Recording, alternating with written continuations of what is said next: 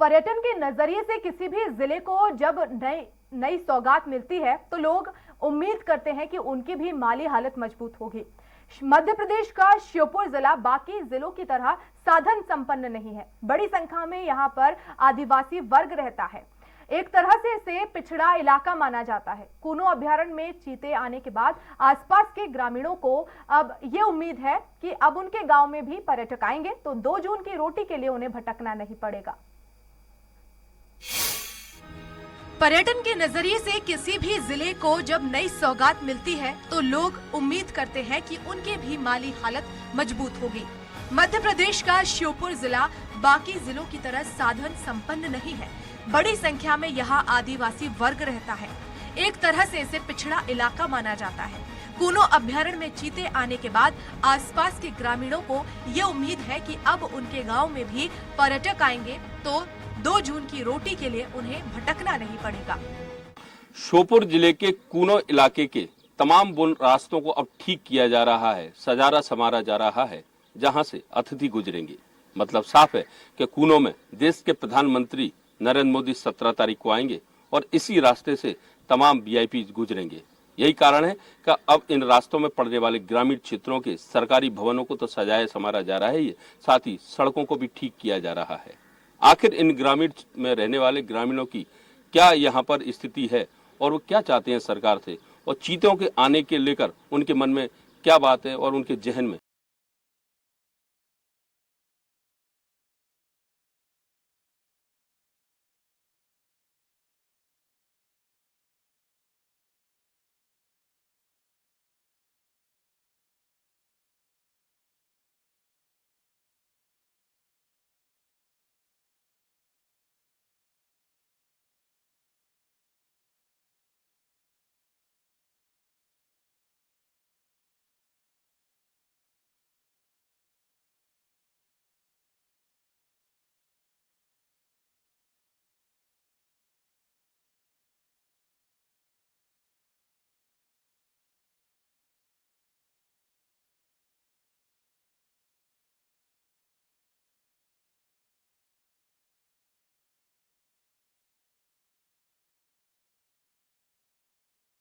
नहीं घुस पाएंगे तो वो जमीन है वहाँ से चल रहा रोजगार बस, और कुछ ना ना पता तो है साहब जो कुना में कुना अभ्यारण्य बने जाए तो चीतल भी आए जाते हैं।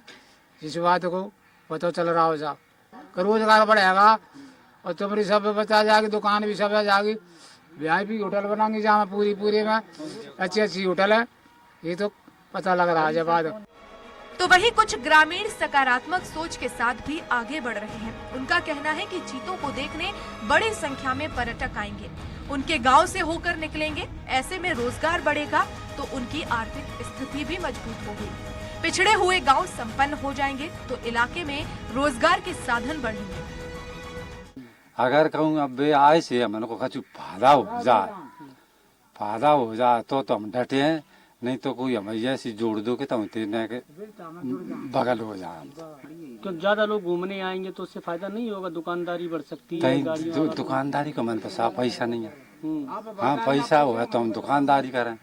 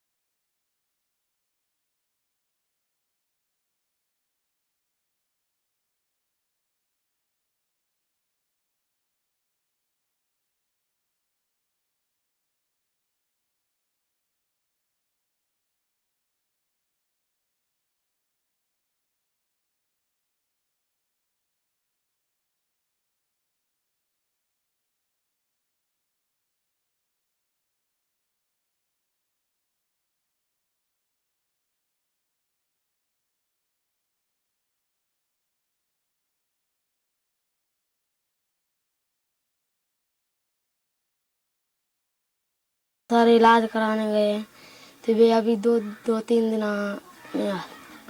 आएंगे। मेरी मम्मी पापा सर काम कर रहे थे, मैं आ गई था घूम भी ना सर घर पे सर पूरी काम कर रहे हैं। गांव के लोगों का कहना है कि चीते आने के बाद लोग यहाँ घूमने आएंगे, ये बात तो सही है, लेकिन इनके पास ना तो इतना पैसा है और ना ही आर्थिक संपन्नता कि वे अपना रोजगार शुरू।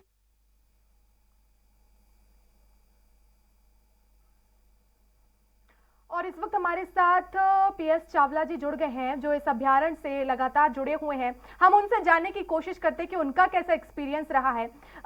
एसएस चावला जी, हमें बताएं कि जब से ये कूनो अभ्यारण्य में आप लंबे समय से जुड़े हुए हैं, कैसा आपका अनुभव रहा है और चीतों के आने के बाद आखिर ये कितना बदला नजर आ रहा है?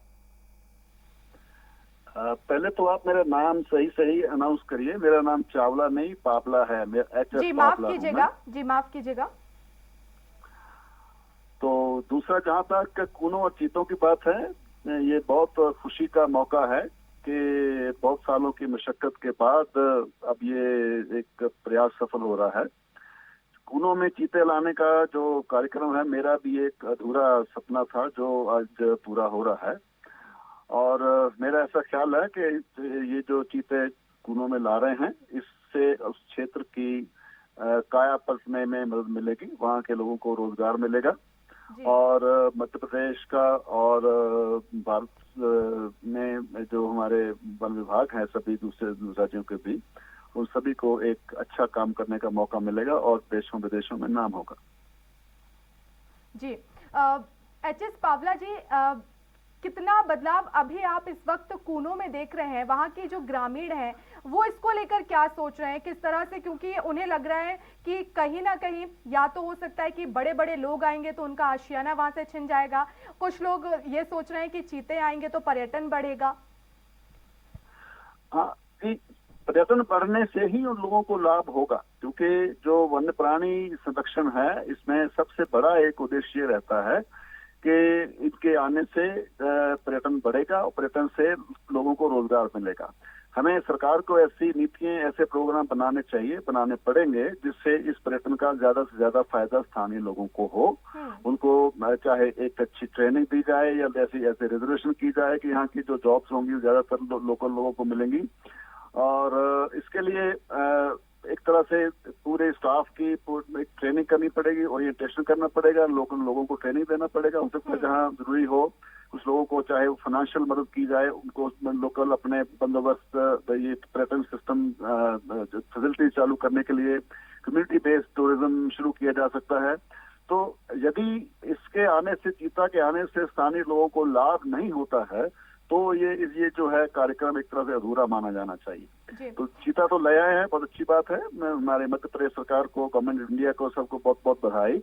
लेकिन अब सबसे बड़ा काम ये है कि इससे बहुत स्पष्ट दिखना चाहिए कि इसके आने से स्थानीय लोगों को, गरीब लोगों को लाभ हुआ। उसके लिए क्या करना है, एक तरह से उनको बैठ के मनन करना चाहिए और जैसी जैसी भी नीतियां, जैसे जैसे प्रोग्राम लाने की जरूरत हो, जिससे ये बिल्कुल सुनिश्चित हो जाए कि यहाँ रोजगार पैदा होंगे और उन रोजगारों पर ज्यादा से ज्यादा अधिकार जो स्थानीय लोगों का होगा।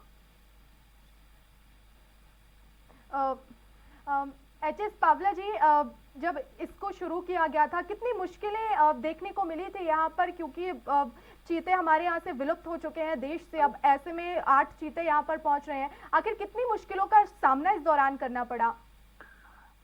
मुश्किलें तो कोई नहीं थी। ये जरूर है कि बहुत लोगों के मन में भ्रम है कि चीता लाने की आवश्यकता नहीं है, चीता लाने से दूसरे जो हमारे जो एंडेंजर्ड स्पीशीज है उन पर से फोकस कम हो जाएगा, या इसके आने से लायन जो लाने का प्रोग्राम था वो किसी तरह ठंडा पड़ जाएगा। इस तरह से एक कंट्रोवर्सी पैदा हो गई थी जो धीरे धीरे मेरे ख्याल में अब शांत हो जाएगी। ये एक ऐसा प्रोग्राम है जिससे लाभ ही लाभ है यदि हम इसका ढंग से एक तरह से इसको मैनेज प्रॉपरली करते हैं। तो बाकी इसके अलावा कोई परेशानी नहीं थी। अब इतना ही है क्योंकि ये इंटरनेशनल प्रोग्राम है जिसमें दो कंट्रीज के बीच में सहमति होना जरूरी है। फिर दोनों साइड्स के जो वैज्ञानिक है उनकी कॉमन अंडरस्टैंडिंग होना चाहिए, जो इंटरनेशनल प्रोटोकॉल्स है पूरी फॉलो होना चाहिए। तो ये सारे करने में टाइम लगता है और बीच में कोर्ट केस आ गए जिसमें कुछ लोग, जो लोग ज्यादा चिंता कर रहे थे कि चीता लाने से कुछ दूसरे प्रजातियों पे फोकस कम हो जाएगा, वो कोर्ट चले गए, कोर्ट ने रोक दिया प्रोग्राम। बाद में जब कोर्ट को सही स्थिति बताई गई कि नहीं, ये चीता लाना और लायन लाना या दूसरे वन्य प्राणियों के बीच में कोई कॉन्फ्लिक्ट नहीं है, तो वो माननीय सुप्रीम कोर्ट ने भी इसको आगे जाने की गो अहेड दे दी। और अब काफी लंबा सफर तय करने के बाद मैं, क्योंकि 2010 या 11 से ये प्रोग्राम शुरू हुआ था जी। और तब से पूरा तैयारी करते हुए अब काफी तैयारी भी हो गई है। और जितने भी इसमें कोई खामियां नजर आती थी, पूरी प्लानिंग में जल्दी करने में कभी कभी गलती होती है, वो भी एक तरह से सिचुएशन नहीं है। तो मेरे ख्याल में हमारे पास इतने कॉम्पिटेंट अधिकारी हैं, इतने कॉम्पिटेंट साइंटिस्ट हैं, इंडिया के ही नहीं विदेशों के भी साथ में शामिल है। इस प्रोग्राम के सफल होने में मुझे कोई शंका नहीं लगती। बिल्कुल, बहुत शुभकामनाएं भी हैं आपको, मुबारकबाद पावला जी, क्योंकि लंबा समय तय किया है। आपसे ये जानना चाहेंगे कि चीता आखिर इकोसिस्टम के लिए कितना जरूरी हो जाता है? देखिए, ये जो हमारे जंगल की इकोसिस्टम है, ये एक पूरी फूड चेन रहती है और इसमें जितने भी हमारे जीव हैं, चाहे वो प्लांट्स हों, चाहे वो छोटे जानवर हों, बड़े जानवर हों, एक तरह से एक दूसरे से लिंक्ड रहते हैं। तो चीता खत्म हो जाने से एक नीश जो था, उस एक तरह से जिसको कहते हैं खाली सा हो गया था। अब उसके आ जाने से जिन जिन एरिया में चीता के लिए स्कोप है, उस नीश को अपन फिल कर पाएंगे और जिससे हमारे जो पूरा बायोलॉजिकल जो कंपोनेंट है हमारे जंगलों का वो कंप्लीट हो जाएगा।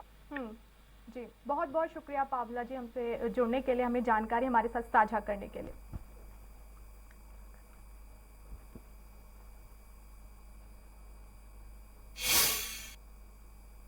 और इसी के साथ हमारे इस खास कार्यक्रम में आज के लिए फिलहाल इतना ही। नमस्कार।